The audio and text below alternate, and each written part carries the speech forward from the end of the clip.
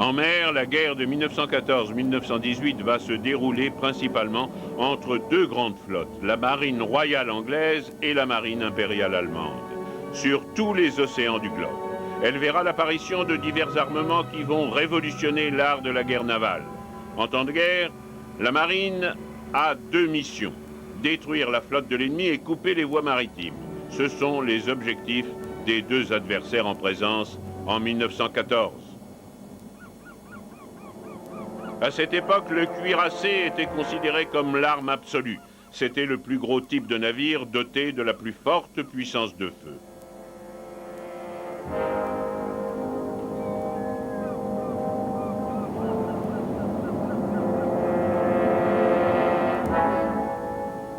Au début du XXe siècle, ce type de cuirassé avait des canons de différents calibres, généralement 4 canons de 305 dans les tourelles principales et des canons plus petits le long des flancs. En théorie, cela permettait d'attaquer plusieurs types de navires simultanément et sous n'importe quel angle.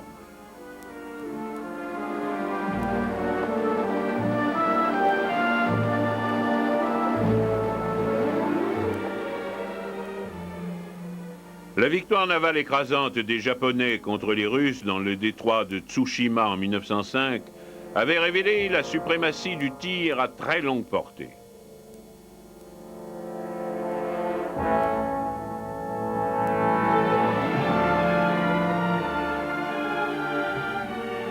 Elle allait donner naissance à un super cuirassé, le type Dreadnought, du nom de son prototype anglais.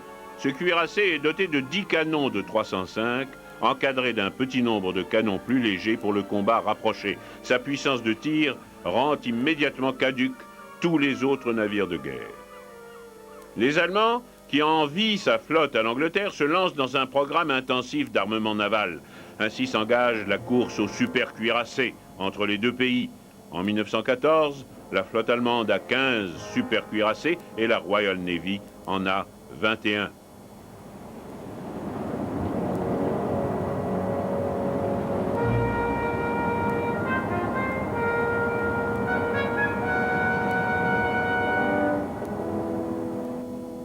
D'autres pays construisent des super cuirassés. En 1914, les États-Unis en ont 10, la Russie 2, le Japon 6 et l'Italie et la France 4.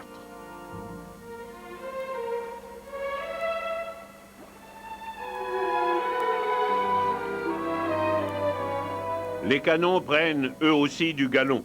On passe des canons de 305 aux énormes canons de 340 du Queen Elizabeth de la Royal Navy, mis en service à la veille de la guerre. Ils ont une portée de plus de 12 km, 3 fois celle des cuirassés traditionnels. Les combats navals sont néanmoins limités par l'imprécision des instruments optiques et cette situation durera toute la guerre. Autre atout du Queen Elizabeth, c'est l'un des premiers cuirassés à naviguer au mazout et non plus au charbon, ce qui augmente son autonomie et le rend moins repérable. Les cuirassés étaient escortés de croiseurs dont le rôle était double. Ils servaient à la reconnaissance et ils protégeaient les grosses unités contre les torpilleurs. Mais le Dreadnought, beaucoup plus rapide que les anciens cuirassés, dépassait les croiseurs. Aussi, en 1908, les Anglais lancent-ils un autre type de navire de guerre, le croiseur de bataille, rapide et équipé de canons presque aussi puissants que ceux du super cuirassé. La Royal Navy, dans le même temps, sacrifie une part de son blindage à la vitesse, contrairement à la marine impériale allemande qui se dote de croiseurs cuirassés. Les Anglais regretteront plus tard ce choix dangereux.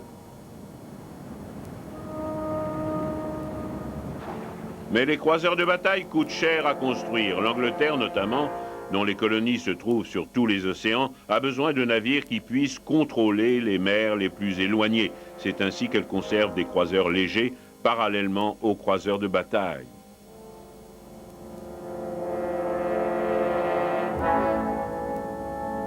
À nouveau, d'autres pays suivent le mouvement.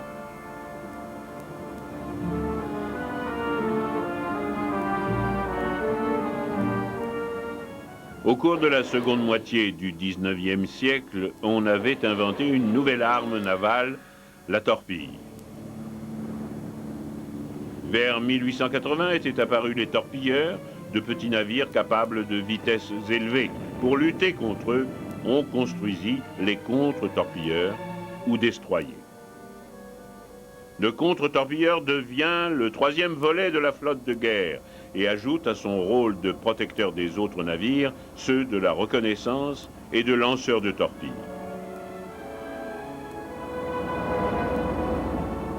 Les torpilles ont une portée théorique de plus de 8 km, mais on les lance rarement à plus de 1000 mètres pour être sûr d'atteindre la cible.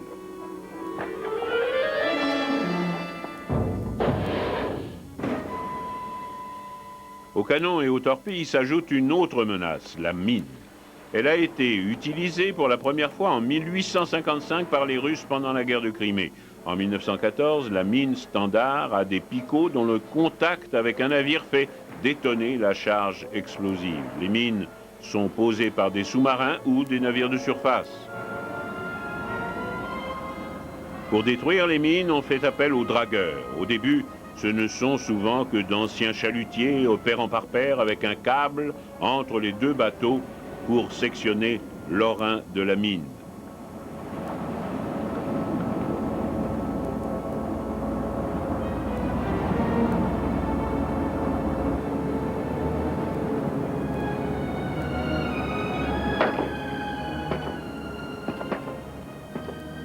Une fois l'orin sectionné, la mine est détruite par tir.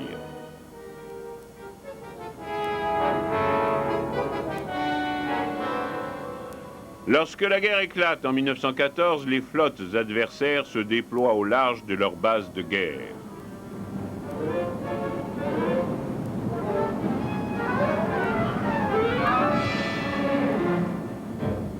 La marine anglaise, à l'époque la plus forte du monde, a deux composantes. La grande flotte, basée dans l'archipel des Orcades, à Scapa Flow, et la flotte méditerranéenne, basée à Malte.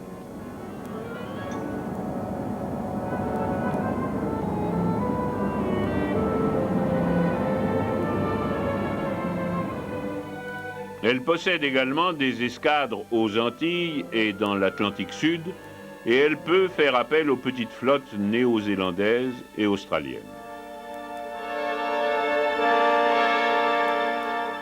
Les Français conviennent, avec leurs alliés britanniques, de se concentrer en Méditerranée à partir de leur base de Toulon. Les Anglais peuvent ainsi renforcer la grande flotte dans leurs eaux territoriales contre la flotte allemande de haute mer basée à Kiel et à Wilhelmshaven.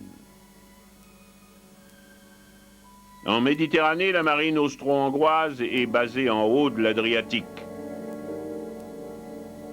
Mais pour gagner le large, les navires doivent traverser l'étroit canal d'Otrante, dont le blocus est facile.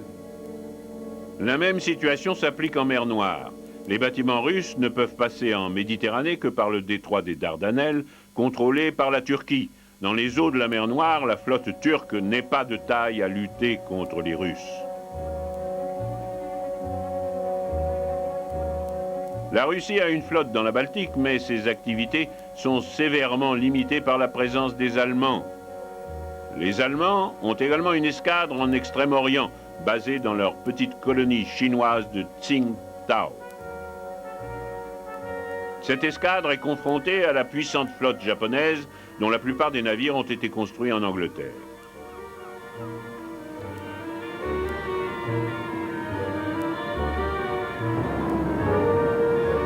Le plan britannique est de contenir en mer du Nord la flotte allemande de haute mer en bloquant la Manche et en utilisant les destroyers de sa grande flotte pour patrouiller en mer du Nord entre l'Écosse et la Norvège. Par ailleurs, au large de la côte balte, la flotte anglaise cherche querelle aux Allemands pour les faire sortir du port. Au début, les Allemands ne mordent pas à l'hameçon. Seuls quelques navires parviennent à se faufiler entre les patrouilleurs britanniques pour aller poser des mines.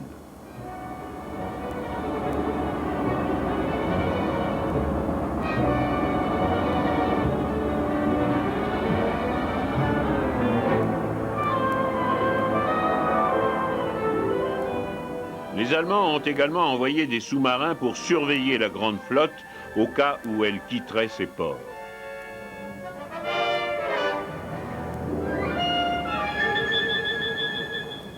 Les Anglais en font autant dans la Baltique.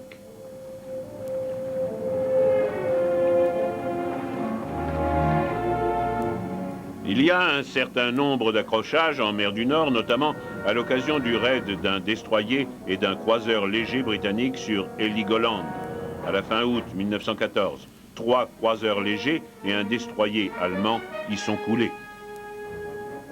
Loin de leurs eaux territoriales, les Allemands ont déjà un certain nombre de cuirassés en mer à la déclaration de la guerre.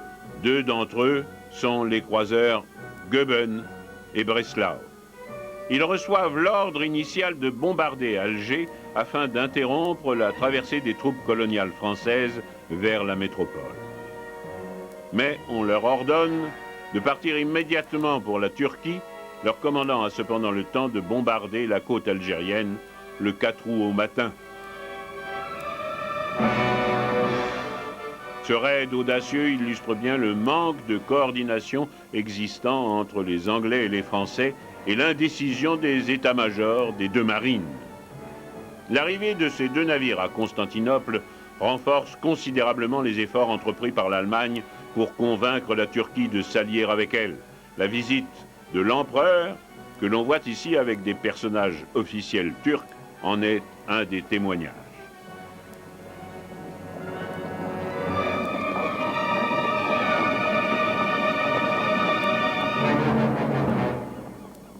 L'escadre d'Extrême-Orient est dirigée par un amiral de premier plan, l'amiral comte von Spee.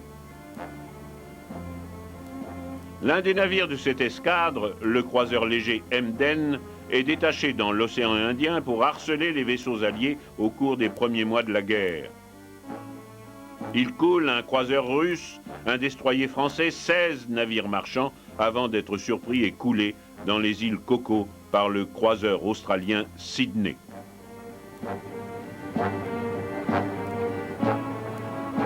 Le reste de l'escadre d'Extrême-Orient a reçu l'ordre de perturber le trafic maritime allié dans le Pacifique. Spee file à toute vapeur vers l'Amérique du Sud et sème la terreur sur les routes maritimes. Une escadre anglaise basée dans les Malouines le rencontre le 1er novembre au large de la côte chilienne. 2 croiseurs britanniques déjà anciens, le Monmouth et le Good Hope, sont coulés.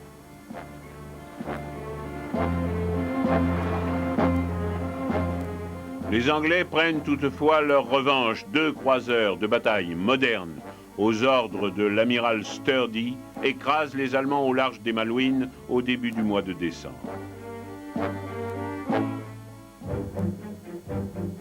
En mer du Nord, les Allemands adoptent une nouvelle tactique. Ils provoquent les Anglais en bombardant les villes de bord de mer de la côte est de l'Angleterre. C'est la première fois depuis plus d'1 siècle que des civils sont tués par l'ennemi sur le sol britannique.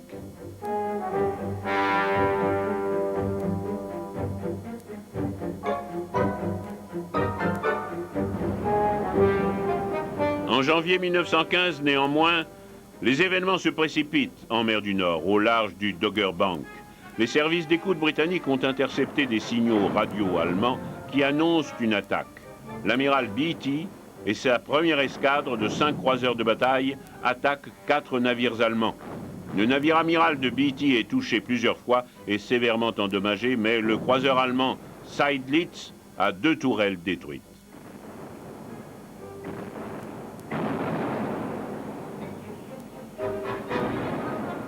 Pire, le Blücher a été touché et n'avance plus qu'avec peine.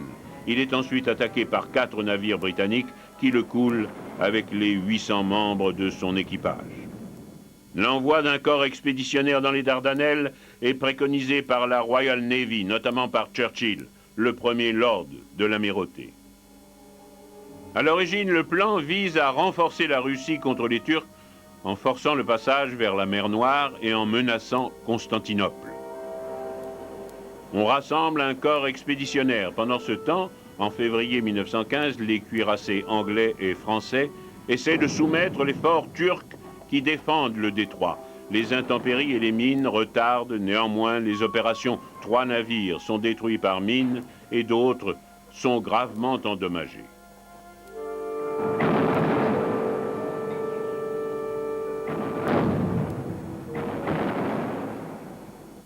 Les chalutiers de déminage se retrouvent pris sous le feu des forts.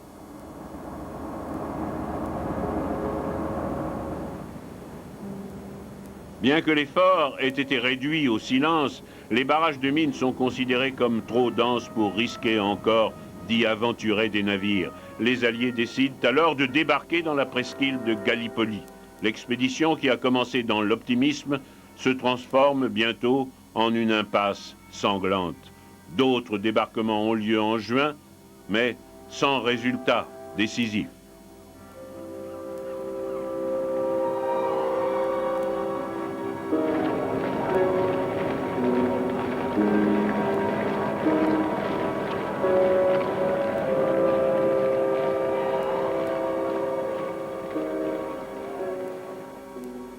Des renforts sont expédiés d'Angleterre, mais le détroit reste infranchissable, tandis que les pertes au combat et par maladie s'accroissent de jour en jour. Les cuirassés d'appui bombardent les positions turques, mais sans modifier le cours des combats à terre. Finalement, en janvier 1916, les troupes sont évacuées. C'est probablement la seule opération réussie de toute la campagne.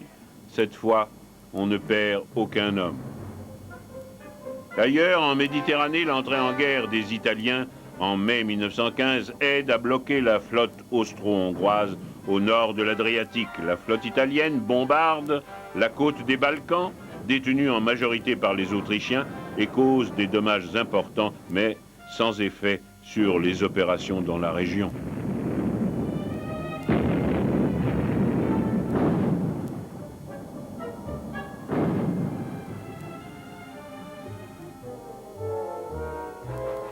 Les sous-marins allemands et autrichiens réussissent parfois à gagner la Méditerranée en dépit des efforts des Alliés pour les en empêcher.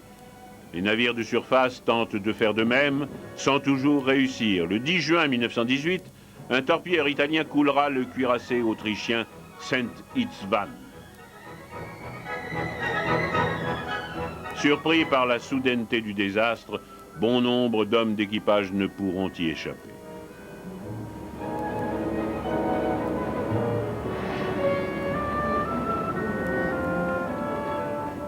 Beaucoup d'hommes n'ont pas quitté le navire et sont aspirés avec lui quand il s'enfonce dans l'eau.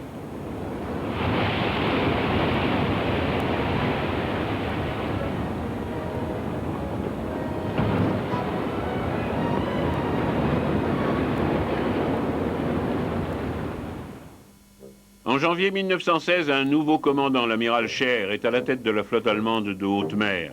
Il reprend les raids contre la côte est de l'Angleterre, puis, lorsque la décision est prise, début mai, d'arrêter les attaques par sous-marins, de peur d'entraîner l'entrée en guerre des Américains, Scheer prépare un plan destiné à piéger et à détruire des éléments de la grande flotte britannique. Cela aboutira à la bataille du Jutland, la plus grande bataille navale de la guerre. Scheer a besoin de croiseurs de bataille qui aillent provoquer au large de la Norvège ceux de l'amiral Beatty, basé à Rosyth. Les super-cuirassés allemands les détruiraient alors avant que le gros de la grande flotte, commandé par l'amiral Jellicoe, n'ait eu le temps d'arriver des Orcades. Jellicoe a l'intuition, d'après un message radio intercepté, que les Allemands préparent quelque chose. Il décide de prendre les devants et sa flotte appareille le 30 mai 1916.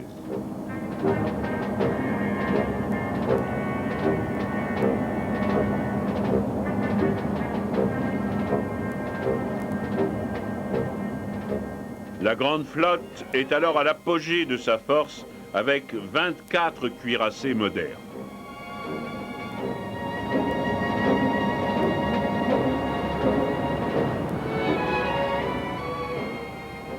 Jellicoe ordonne à Beatty de le rejoindre l'après-midi suivant.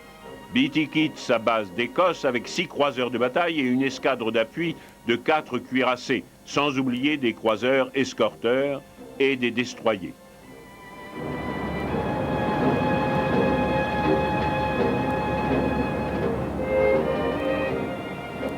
En fait, les sous-marins allemands qui les observent ne se rendent pas compte que toute la flotte a pris la mer.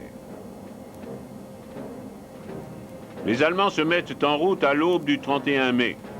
Les 5 croiseurs de bataille de l'amiral von Hipper ont 80 km d'avance sur le gros des 16 cuirassés modernes. Dans la matinée, les deux flottes sont en mer et vont droit à l'abordage. La bataille navale qui suivit, dite bataille du Jutland, donna la preuve de l'habileté des amiraux allemands et de la qualité des équipages de la marine impériale. Ce fut, en fait, un beau succès tactique pour Scheer, à défaut d'une victoire.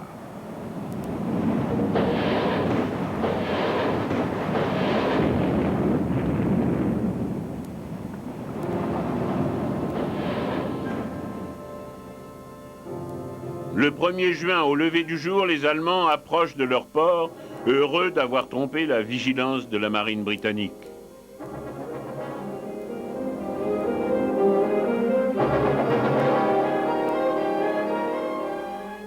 La grande flotte britannique rentre elle aussi chez elle, croyant, à tort, avoir remporté une victoire tactique.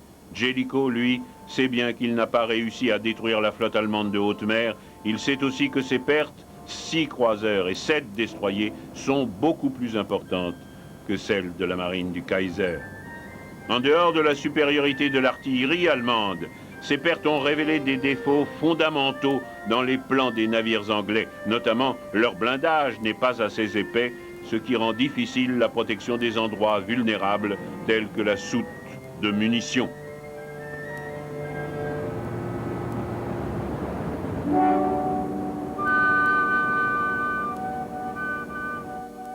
Jellicoe est critiqué pour avoir laissé passer l'occasion rêvée de détruire la flotte ennemie, mais lui-même est convaincu que Scheer se laissera tenter à nouveau de quitter le port et que la Royal Navy pourra alors frapper un coup décisif.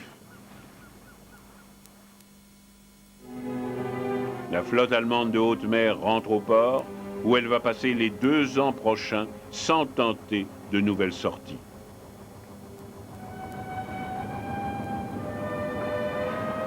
Pendant que les deux flottes cuirassées se neutralisent mutuellement, une autre arme commence à révolutionner la guerre sur mer. L'idée d'un navire de guerre sous-marin a vu le jour plus de 3 siècles avant 1914. On connaît les plans hollandais du XVIIe siècle pour un tel bâtiment. Le premier vrai sous-marin moderne a été conçu par un Américain, John Holland. Son Holland 8, avec un équipage de 7 hommes et un seul lance-torpille à l'avant, est entré en service dans la marine américaine en 1903. Progressivement, les sous-marins américains se sont modernisés et comptent 4 lance-torpilles et un équipage de plus de 20 hommes.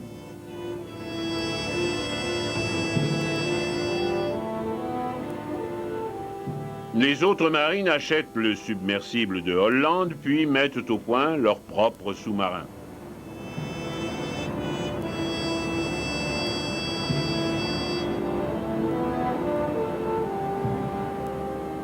Quand la guerre éclate, l'Angleterre a près de 70 sous-marins en service.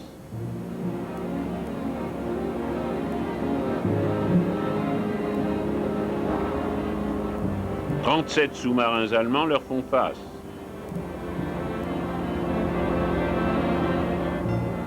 En 1914, on cantonne les sous-marins à un rôle de reconnaissance, de pose de mines et surtout de destruction de navires de guerre de surface. Le corsaire des profondeurs détecte sa cible grâce au périscope, lance ses torpilles et ensuite plonge pour s'échapper.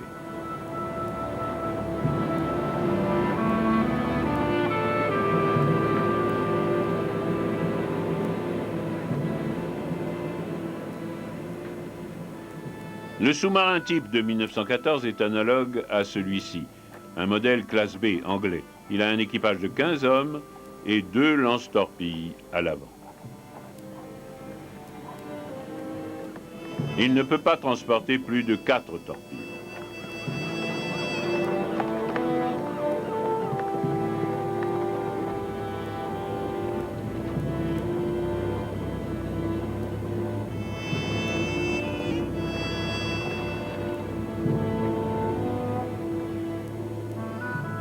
Le sous-marin de classe B peut atteindre une vitesse en surface de 12 nœuds et a une autonomie de 1600 km. En plongée, il est activé par des batteries électriques. Comme il faut les recharger, il ne peut pas rester submergé plus de 12 heures. De nos jours, le sous-marin nucléaire, lui, peut demeurer sous l'eau pendant des semaines.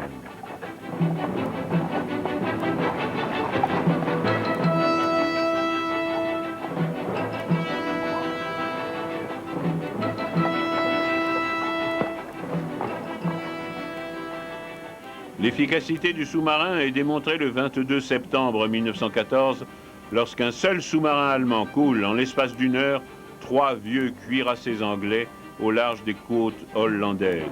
Il y a 1400 morts.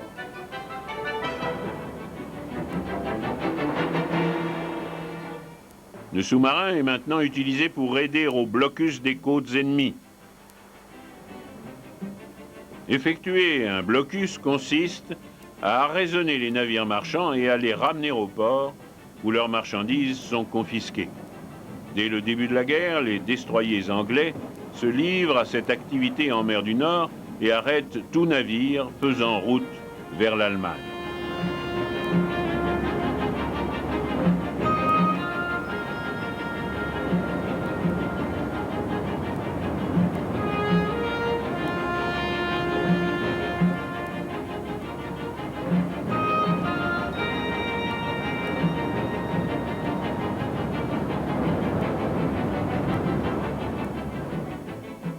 En quelques semaines, ils ont établi une double ligne infranchissable de la Norvège à la Manche.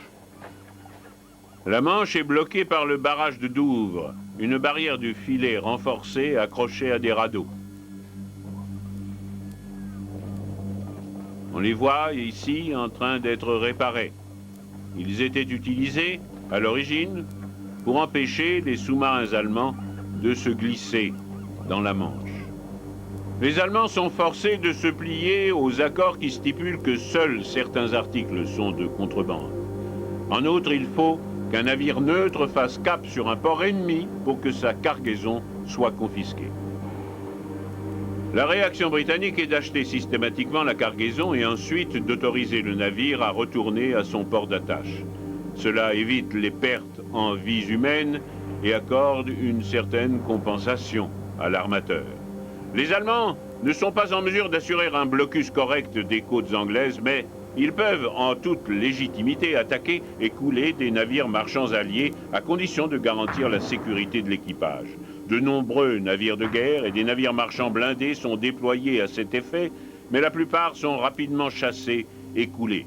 Seul le Meuve, que l'on voit ici, coula 40 bateaux et ne fut lui-même coulé qu'à la fin de la Seconde Guerre mondiale. Certes, les Allemands disposent de sous-marins, mais ces derniers ont leurs limites.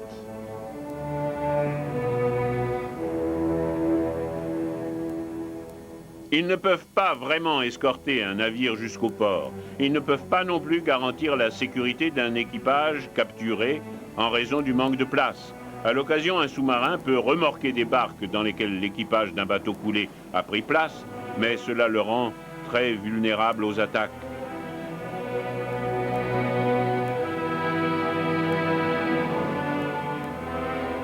En fait, ce qu'il y a de mieux à faire, c'est de mettre l'équipage à la mer dans des bateaux de sauvetage, en leur indiquant la direction de la terre la plus proche.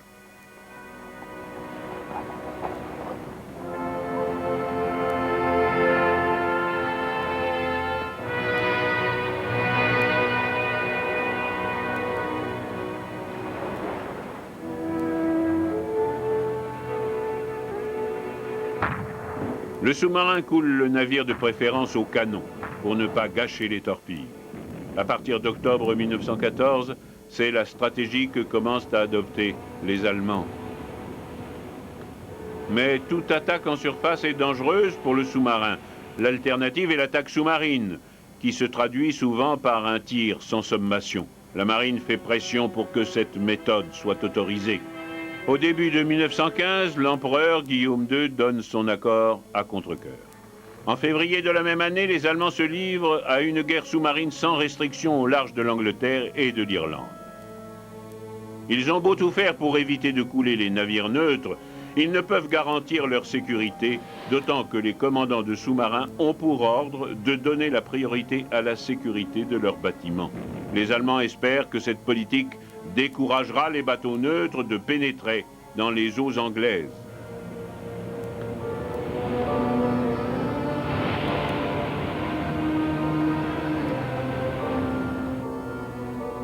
Au fur et à mesure que les commandants de sous-marins rayent les noms des navires marchands sur les registres officiels, Ils se demandent s'ils n'ont pas trouvé là une arme décisive. La guerre sous-marine sans restriction menée par les Allemands soulève un tollé général en Angleterre. Ils sont accusés de bafouer les lois de la guerre. Les États neutres, de leur côté, considèrent évidemment que c'est une situation pire que celle de voir confisquer les marchandises de leurs navires.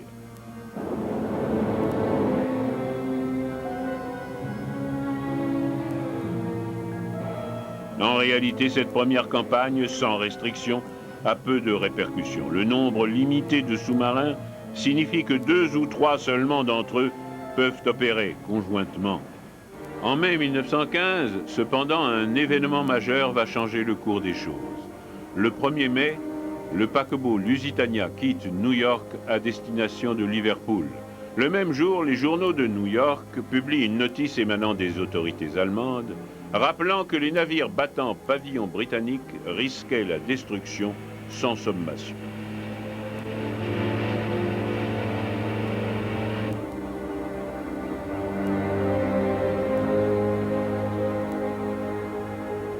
Six jours plus tard, au large de l'Irlande, le paquebot est coulé par une seule torpille lancée par un U-20. Sur les 2000 passagers, 1200 dont 188 Américains trouvent la mort. L'indignation est générale en Angleterre et aux États-Unis.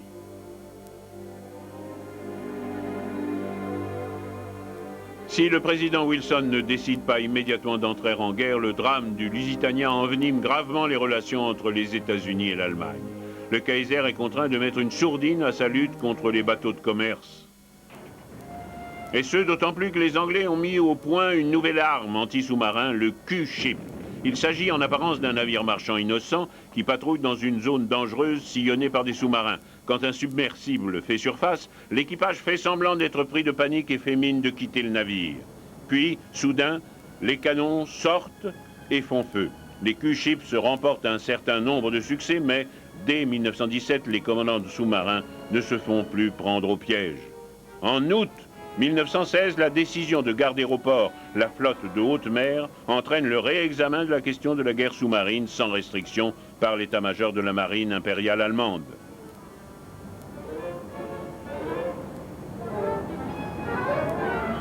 En outre, le blocus britannique de l'Allemagne se resserre et la tentative de saigner l'armée française à blanc à Verdun se solde par un échec.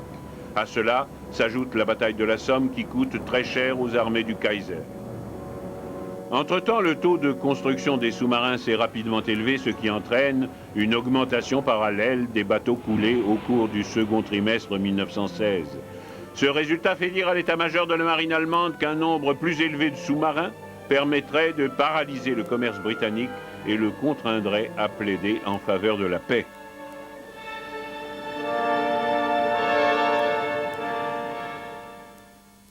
Mais un événement important va retarder la prise de décision. Tout au long de 1916, le président Wilson a tâté le terrain des deux côtés dans l'espoir de pouvoir négocier la paix. Une élection présidentielle doit se tenir en novembre 1916. Jusqu'à cette date, c'est l'attentisme qui prévaut.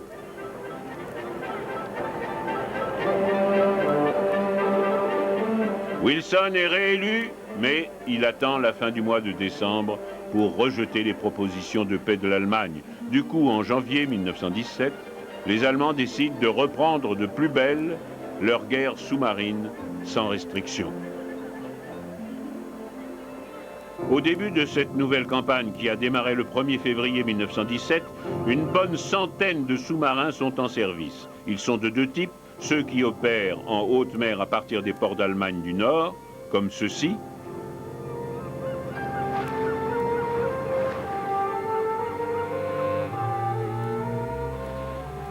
et les sous-marins côtiers de faible autonomie qui sont basés dans les ports belges.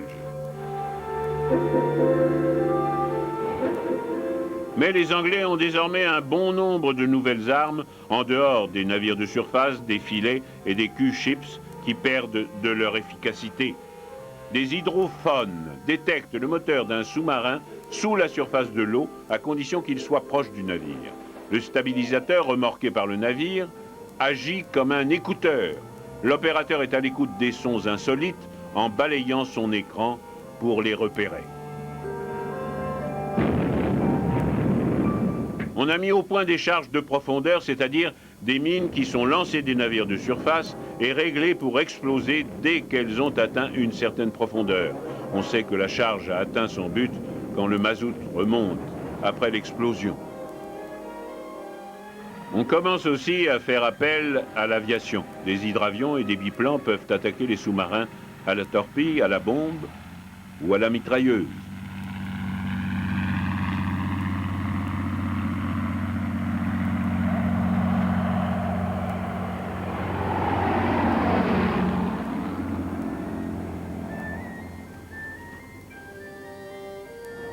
Les ballons, qui ont une autonomie de 2500 km et près de 50 heures d'endurance, contribuent aussi à repérer les sous-marins.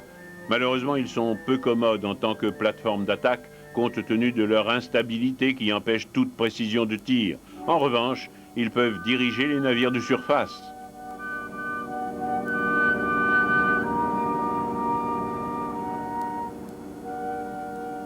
En dépit de toutes ces nouvelles armes et de ces méthodes de repérage, les sous-marins allemands parviennent à couler pas moins de 500 navires de février à mars 1917, tandis que les passages de navires neutres en Atlantique de l'Est et en mer du Nord chutent de 75%.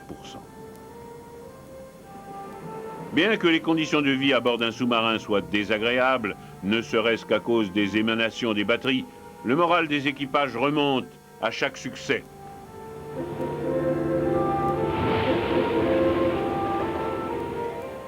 L'importance du tonnage coulé est due au nouveau type de sous-marins allemands qui peuvent transporter 2 fois plus de torpilles que leurs prédécesseurs. Et puis, il y a aussi la stratégie d'attaque traditionnelle de la Royal Navy. Des patrouilles sont détachées pour dégager les principales voies maritimes. Les sous-marins allemands se tiennent à l'écart, laissent passer les patrouilles et ensuite foncent sur leur proie.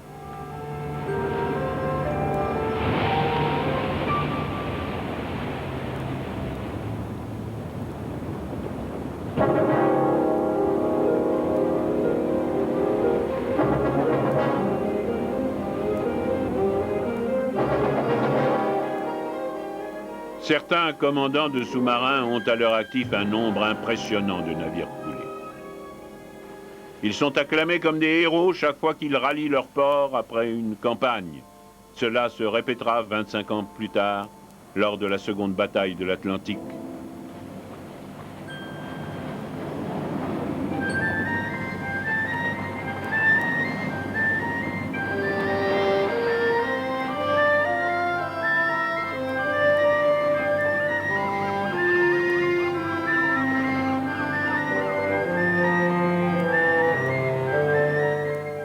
Si les naufrages de navires neutres continuent à ce rythme, il ne faudra pas longtemps pour que l'Angleterre souffre de la famine. Un sévère rationnement des produits alimentaires doit être appliqué.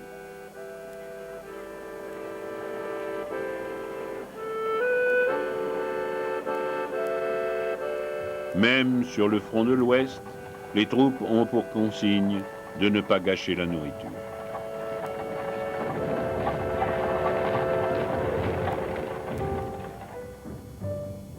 La menace des sous-marins en mer et l'impasse sanglante dans laquelle on se trouve, à terre, font des 2 premiers mois de 1917 une période sinistre pour la France et pour l'Angleterre. Cette sombre période va cependant avoir un effet bénéfique pour les Alliés. 2 jours après le début de la campagne de guerre sous-marine à outrance, le président Wilson rompt les relations diplomatiques avec l'Allemagne comme il avait menacé de le faire 1 an auparavant.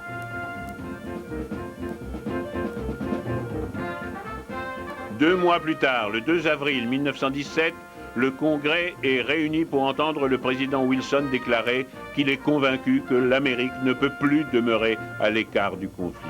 Le 6 avril, le Congrès vote à l'unanimité l'entrée en guerre contre l'Allemagne.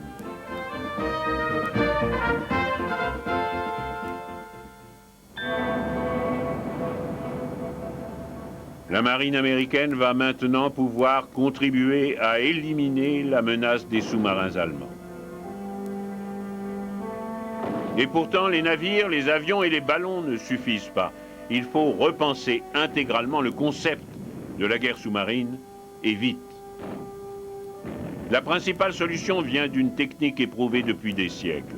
Si rassembler les navires marchands et les faire naviguer en convoi avec une escorte armée s'est avéré positif dans d'autres guerres, dans celle-ci, le procédé apparaît trop défensif et difficile à organiser. Néanmoins, son efficacité est vite prouvée, avec seulement 5 navires perdus par les 800 convois organisés entre juillet et août 1917. Mais ce n'est pas tout. Les Américains et les Britanniques commencent à mettre en place un énorme champ de mines à base de nouvelles mines plus efficaces. Il s'étend des Orcades, en Écosse, aux eaux territoriales norvégiennes. Le barrage de mines du Nord rend le passage vers l'Atlantique encore plus difficile pour les sous-marins allemands. Cet ambitieux projet est réalisé entre mars et octobre 1918 et implique la pose de plus de 70 000 mines.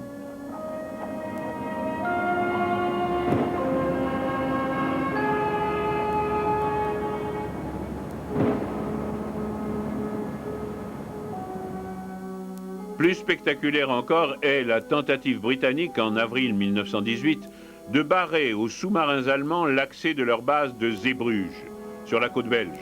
Jusqu'à maintenant, les opérations dans ces eaux s'étaient bornées surtout à des accrochages entre navires légers, principalement des destroyers.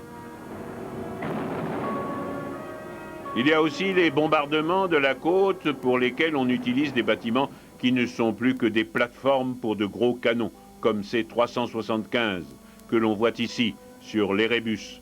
Avec leurs navires d'appui, ils tirent sur les batteries côtières allemandes qui le leur rendent bien.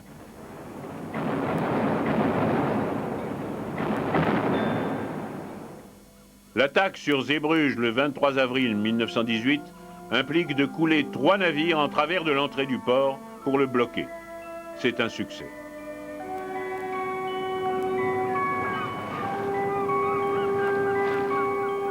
Le croiseur escorteur, le Vindictif, parvient à rentrer à bon port. Malgré cela, des sous-marins réussissent à se faufiler entre les mailles. Toutefois, depuis le début de l'année 1918, les Alliés maîtrisent la mer. La menace des U-boats est définitivement écartée. Cela permet aux transports de troupes américains d'acheminer sans perte chaque semaine des nouvelles recrues sur le front. En Allemagne, la population est à bout de force à la suite du blocus sans cesse renforcé.